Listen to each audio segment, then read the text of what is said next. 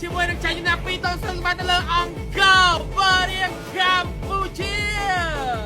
ហើយក្រែនបាយដល់ជុំដូនេស៊ីបានទៅលើកូរ៉េកម្ពុជា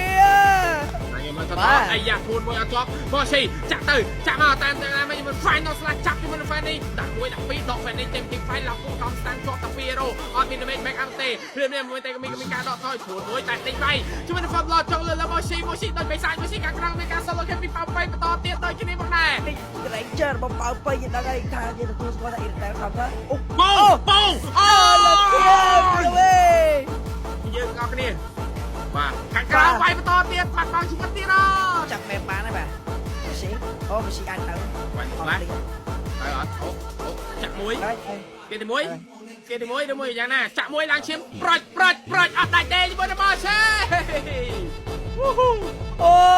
ក្រានសាប់បែបនេះរស់ទៀតពីមកស៊ីវាយវិញយ៉ាងមកសេវាយវិញមកសេបា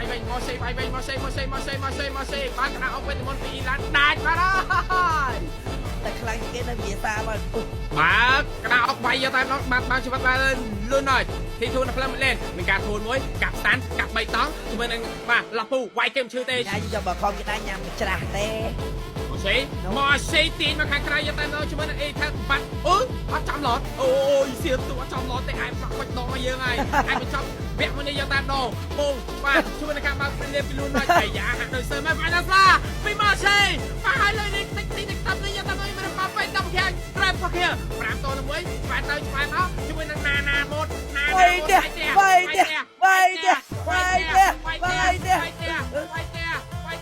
ជាមួយនឹងចាញ់ណា2-0បានទៅលើអង្គរបរៀងកម្ពុជាហើយក្រែនបាយដ